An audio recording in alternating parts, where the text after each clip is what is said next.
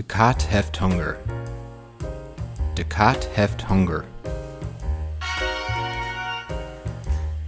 All right, so in our kind of introduction video here to the Netherlands, we had a lot of folks ask us about our progress or if we were trying to learn Dutch since we moved to the Netherlands. And so that's what this video is going to be about. All right, so when we first moved here, it's been about 6 months now. I was a little bit reluctant, I guess, into learning Dutch for the following reasons. Is too old to begin the training. One being that I just figured I was kind of too busy to learn Dutch. I knew when we moved here I was going to be working about 40 to 50 hours a week. Well, I knew we had a very busy 3-year-old toddler and had to work around his schedule and a family. And then I travel a lot for work. So just a lot of things that made it seem like, well, learning a language right now is going to be very difficult, especially compared to my 20s. I also thought it sounded like a difficult language. Nou moet ik toch mijn eigen gemaakte koekjes eens proeven. Ja, dat is de trots van moeder Trom, haar koekjes. Hearing people speak it, it sounds kind of guttural and genoeg, gezellig, goedendag, gein. Just sounded very hard. I couldn't understand a word. Didn't know any Dutch at all before we moved here. And lastly, I already have a second language that I've been working on for about 15 to 20 years. And I knew that if I started learning a third language, that basically that would mean less time learning my second language, which I've dedicated a lot of time to. So in my 20s, I started learning Spanish when I was living in Costa Rica for a study abroad. And then I moved to Mexico for 4 years. So that's kind of how I started learning Spanish. And at that time, of course, I was single, didn't have a family. It was much easier to learn at that time for various reasons, not only because I was younger, but mostly just because I had more time. It just seemed like learning a third language right now was going to be really tough. I was a bit reluctant, but after a few months, I kind of started to change my attitude. There was a few interactions I had, and I also know from traveling that if you can speak a language, or you're trying to speak a language anyway, you get a lot more out of the interactions that you're having with people. So even if you can just say please, or thank you, or just some basic phrases, which I always try to learn when I travel, well, yeah, I guess I'd say you get a kind of a better experience in some ways because people recognize that and then they're more willing to engage with you or interact with you than if you're not trying at all. So anyways, after a couple months here, I decided, yeah, it's time to jump in and really start learning Dutch. I did want to talk really quick about one of the interactions that made me want to learn Dutch, and it was kind of a negative experience, I guess. So initially when we moved here and I spoke very little Dutch, and I still speak very little Dutch, by the way. But yeah, so right when we moved here, I had a bike seat that needed a part. So I went to a local bike shop and asked the guy, I always start out with, spreek je Engels, or do you speak English? Something just to kind of break the ice, because I recognize that I don't know any Dutch, usually kind of ashamed about that or embarrassed. He responded, you know, I speak a little bit of English, which most people say I speak a little English, and when they say that, they actually speak pretty good English in my experience. But this guy actually did only speak just a little bit of English. But anyways, he was really nice and we muddled through and we figured it out. He ordered the part and, you know, overall it was a good interaction. About a week later, I gave him a call and asked him for just kind of an update on the part. And he answered the phone in, you know, full on Dutch, which of course he would. He didn't know who it was. I interjected and said, hey, do you remember me? I'm the English speaker. I don't speak any Dutch. And he then just kept going in Dutch very quickly. He didn't really slow down. And he said something to the effect of, we're in the Netherlands, we speak Nederlands, which I knew enough to pick that sentence up and kind of recognize like, okay, this isn't going to work. So I politely ended the conversation in English and hung up, knowing that we weren't going to get anywhere. But anyways, that was one of the interactions, along with just wanting to learn the language to interact with more people, that kind of drove me into really starting to dedicate some time out of each day to learn Dutch. So since then, I've really been trying to dedicate about 20 to 30 minutes a day minimum to learning Dutch. Some days I do a little bit more depending on how much free time I have. So I did want to talk about just how I've been learning Dutch so far, and maybe if you have any recommendations, that'd be great. You can write them down in the comments below. So some tools I've used so far, the main one has been Duolingo. Duolingo is an app that you can get for free on your phone. I'm actually now paying for the super one. They kind of suckered me into it because you get more, I don't know, personalized instruction, I guess, with the super. And I got it for $60 a year, I think is what they're charging. I think Duolingo has been really useful starting from ground zero. So when I moved here, I basically didn't know a single word of Dutch. And Duolingo kind of starts you out really slow from the bottom, and it just does a lot of repetition with some basic words. Some of the words you may not need right away, but at least you're building some vocabulary right off the bat. It also does a lot of this kind of mild competitive stuff. So it has leagues and it has points, and you get put in a league and you're trying to get first, second, third, fourth place and promote to the next league and things like that. And I think for a lot of people, I know for Ashley, she would not like that. But for me, as soon as something is a game, then my little competitive edge turns on and I always want to win the game. And I think that's why they do that, is because it keeps people engaged. So it works for me. It keeps me coming back to do more every day and keep the streak alive kind of thing. But I do recognize that you could get too much into that. And I think if you got too much into that, you could literally just go through the app, clicking things really quickly and learn how to just play the game, and at the same time not learn the language as much. So you do have to be careful and catch yourself. So I'll catch myself sometimes doing that, and I have to back up and repeat sentences, write things down, and just slow down and remember that the point of it is to learn a language and not just win a kind of a silly game, basically. I had never used the app before because when I learned Spanish, there weren't really apps. Actually, there weren't even smartphones when I learned Spanish. So, I had never used it to learn a language before. And I think for me with Spanish at this point, it wouldn't really do me any good because I think there's better ways to spend my time, and like watch a movie in Spanish or listen to a podcast in Spanish or read a book, things like that. But when you don't know anything, when you don't know any vocabulary or any words, you really can't do those things. So I think it's great when you're just starting to learn a language.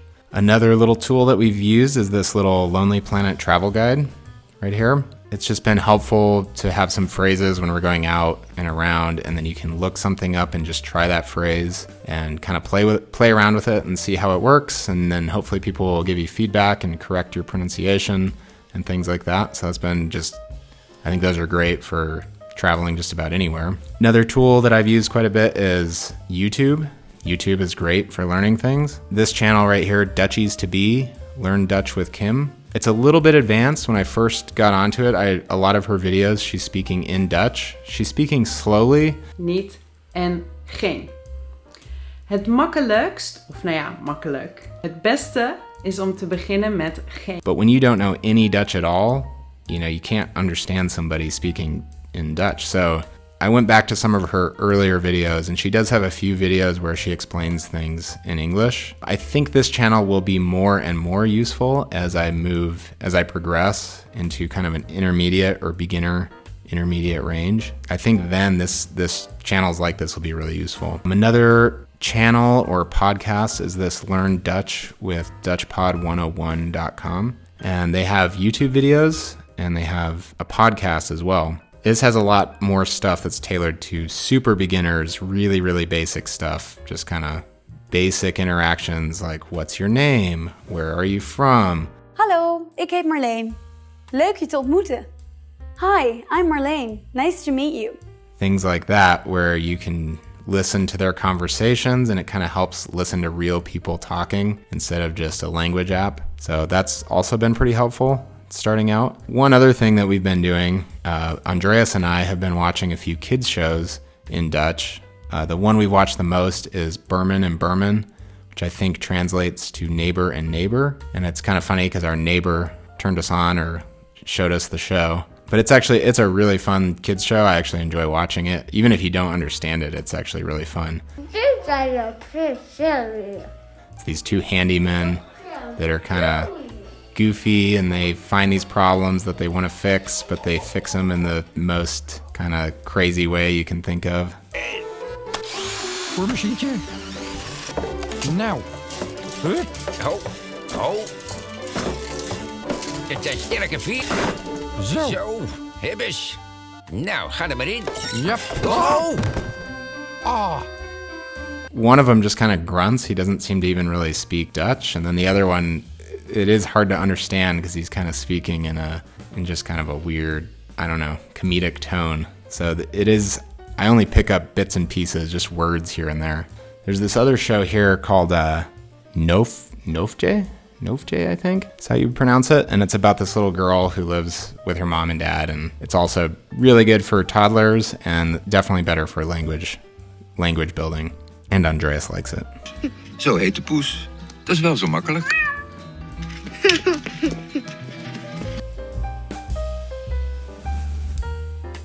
So now I want to get into a couple things that have tripped me up with learning Dutch, and I think these are things that all native English speakers would find difficult in Dutch. One of the first things that I came across that was difficult to understand was niet versus geen, or geen, which are both used as negatives, kind of like not for English speakers. So the difficult part with them is really the placement in the sentence. They use negatives differently than we do grammatically. So I've just never learned a language where they use negatives like this. But the placement of niet, for example, is usually at the end of the sentence. So for example, dat zeg ik niet. In English, we would say, I don't say that, where the negative do not comes before the verb, and in Dutch it is at the end of the sentence, niet. But niet is not always at the end of a sentence, like in this one. Ik kan niet lopen.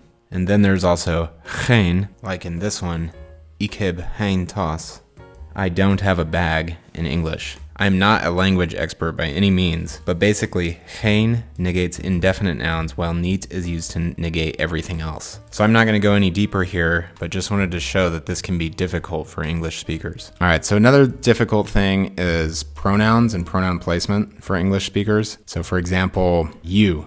There are many different forms of you for formal situations or informal or something in between. I'm not really sure yet, but they have u, je, jij, jullie, and then there's different ways to say yours, jou, yo, jij, things like that. Just very different than English. In English, we don't have formal or informal you, as far as I'm aware of, maybe in Old English. So it just gets a bit confusing when you're trying to figure out which form, and then of course the verb conjugates differently. So it is similar to Spanish with usted and tú, but it's just something that trips you up as an English speaker because you're just not used to using formal and informal for you.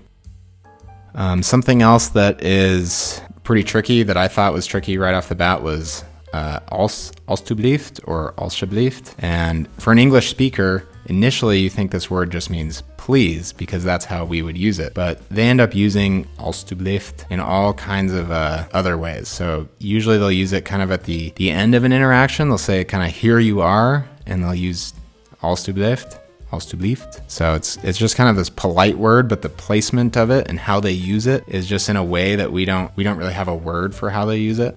So it's tricky for an English speaker. Another thing that's kind of fun about Dutch that I like about Dutch and Spanish actually is diminutives. They're just kind of fun because you can add them to almost any noun at the end and make any noun a little thing. So for example, in Spanish, you can make a perro, a dog, a perrito, or a perrititito, as small as you want to make it. And in Dutch, you can do the same thing. I guess you can do hond and make it a honje. Not sure if I pronounced that right, but a little dog. And dog isn't the best example because we do have a diminutive in English for dog. You can do doggy, but you can't do that to all nouns in English. Usually we would just say the little thing, whatever that noun is, with a little in front of it. Whereas in Dutch and Spanish, you can add a little tail to it to make it small, which is just kind of fun, something different. And then lastly, I just want to talk about the etymology I learned a little bit about with Dutch and English. And I was surprised to learn that Dutch is actually quite similar to English. And I've been noticing this more and more as I learn more words. There are a lot of similarities. I guess there are a lot of similar words in Dutch and English. The two cultures have shared a lot throughout history. So you can see on this language chart here that they're both in that West German language family. And the only thing closer to English, I guess, is Frisian, which is from this area here. So just kind of interesting to learn about that. I did not know that prior to moving to the Netherlands. And one other just interesting little fact, I guess, is apparently 1/3 of Wilhelm, the Norman conqueror's army from Normandy into England in 1066 was Flemish. And so that Flemish population brought a lot of Dutch words that have worked their way into English. There's all kinds of words, especially maritime words in English that come from Netherlands. So just really interesting stuff you start to learn as you learn about languages. So yeah, that's where I'm going to leave this video. I still have a lot to learn with Dutch. It's going to be a multi-year long process to learn Dutch. But now that I've started learning Dutch, once you start, then it's kind of like, oh, this is actually fun. And it's just fun to interact with people and just keep learning more and more and more. And it's always a great topic of conversation, because anywhere you can go, you can just ask somebody something in Dutch and then,